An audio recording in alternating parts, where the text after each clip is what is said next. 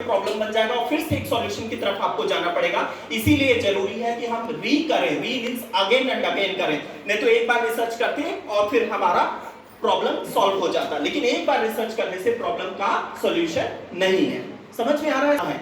लेकिन मेथोडोलॉजी मतलब क्या होता है, एक निश्चित प्रारूप में करना है, एक प्रॉपर प्रोटोकॉल में करना है। हर चीज को करने का एक तरीका होता है, जानते होंगे सब लोग, ठीक है। गाड़ी को अगर मुझे चलाना है तो मैं लेफ्ट साइड भी चलाऊंगा, राइट साइड भी चलाऊंगा, तो भी मैं सूरजपुर से बैकुंठपुर पहुंच जाऊंगा। लेकिन क्यों कहा जाता है कि मैं लेफ्ट साइड ही चलाऊं? क्योंकि वो एक प्रॉपर तरीका है, ठीक है।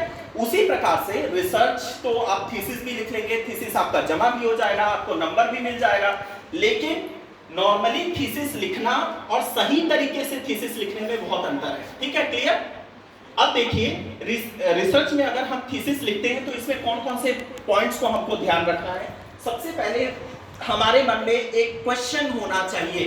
जब तक हमारे मन में क्वेश्चन नहीं होगा तब तक हम रिसर्च कर पाएंगे क्या? नहीं कर पाएंगे। सो सबसे पहला चीज है we must have the question. Second चीज क्या होता है? Data collection. जो भी प्रकार का प्रश्न मेरे मन में है उससे संबंधित मैं क्या करूंगा? डेटा को कलेक्ट करूंगा। डेटा को कलेक्ट करने के बाद क्या करेंगे? डेटा को ऑर्गेनाइज करेंगे। ऑर्गेनाइज मतलब क्या होता है? एकत्रित करना, ठीक है।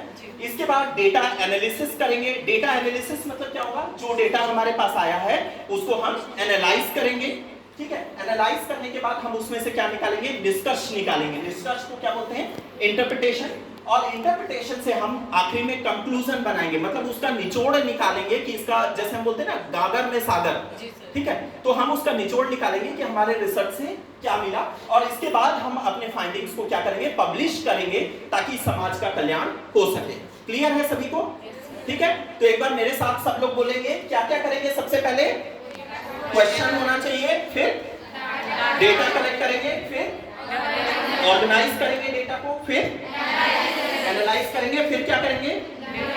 इंटरप्रेट करेंगे, फिर क्या करेंगे? कंक्लूजन निकालेंगे, और फिर लास्ट में क्या करेंगे? हम फाइंडिंग, मतलब लास्ट में हम इसको पब्लिश करेंगे। तो समझ में आ गया? अब इसी सीक्वेंस में मैं आपको एक एक चीज करके समझाऊंगा। Next slide.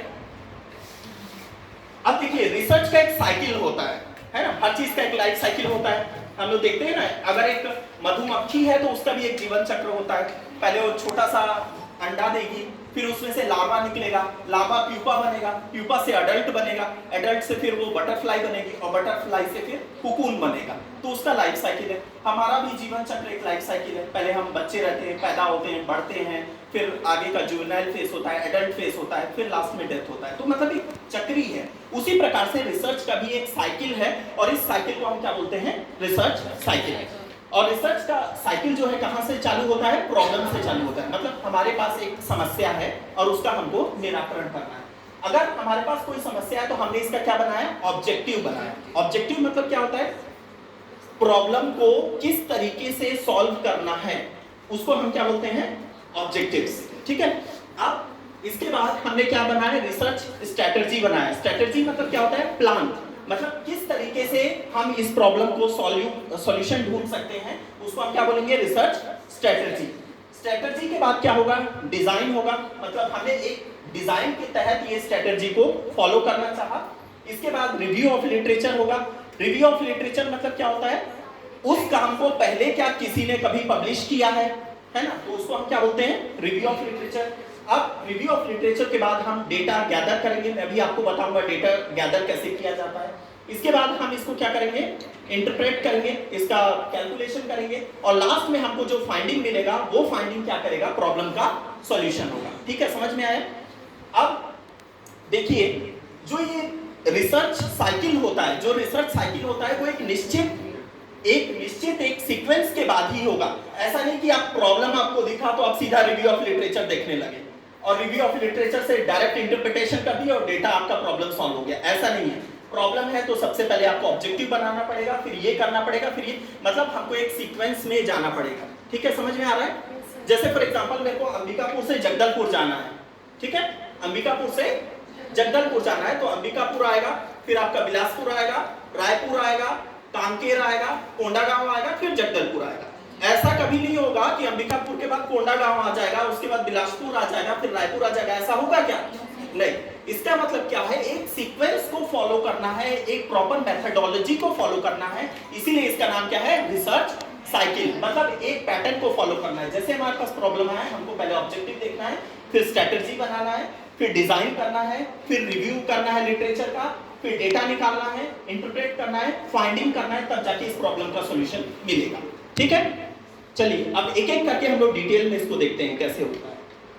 Next, types of research. अगर रिसर्च के प्रकार के बारे में हम बात करें तो हमारे पास कौन कौन से रिसर्च होते हैं, तो सबसे पहला रिसर्च को हम क्या बोलते हैं, केस स्टडी। केस स्टडी का मतलब क्या होता है, केस स्टडी का मतलब क्या होता है, फॉर एग्जांपल हम किसी गांव में गए, ठीक है, आप लोग इसको समझिएगा, हर प्रकार के स्टूडेंट्स हैं, किसी गांव में हम गए, एक जनजाति के बारे में हम पढ़ रहे हैं, फॉर एग्जांपल कोई भी एक जनजाति को ले लिए, है ना, उस जनजाति में कोई बीमारी, for example sickle cell anaemia एक पर्टिकुलर जनजाति में पाई जाती है, ऐसा करके हमको पता है। तो हम फॉर एग्जांपल एक गांव गए, वहां पर देखे कि एक कोई जनजाति है और वहां पर हम उस पर्टिकुलर बीमारी का अध्ययन कर रहे हैं कि सिकल सेल एनीमिया में कितने लोग इससे पीड़ित हैं, कितने लोग इससे पीड़ित नहीं हैं। तो जब ऐसा टाइप का केस का जब हम स्टडी करते हैं तो इस प्रकार के रिसर्च को हम क्या बोलते हैं, केस स्टडी।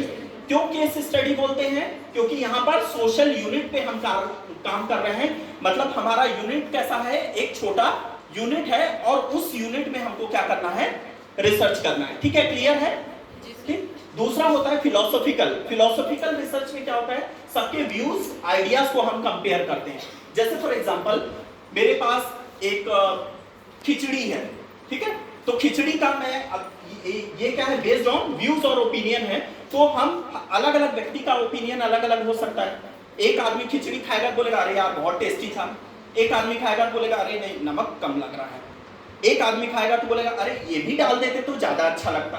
तो सबका व्यूज और ओपिनियन अलग होता है कि नहीं, होता है। इसीलिए इस प्रकार का जो रिसर्च होता है वो फिलोसॉफिकल रिसर्च कहलाता है, क्योंकि सभी का व्यूज और ओपिनियन यहाँ पर अलग अलग है और हम सबके व्यूज को लेंगे, ओपिनियन को लेंगे और इसको ग्राफ के माध्यम से प्लॉट करेंगे तो हमको पता चल जाएगा कितने % लोग को खिचड़ी अच्छी लगी। क्लियर। थर्ड प्रकार का रिसर्च जो है हमारा कौन सा रिसर्च है, हिस्टोरिकल रिसर्च। जनरली हिस्ट्री वाले जो स्टूडेंट्स रहते हैं वो हिस्टोरिकल स्टडी करते हैं। हिस्टोरिकल स्टडी में मतलब ऐसी स्टडी है जो ऑलरेडी पास्ट में घटना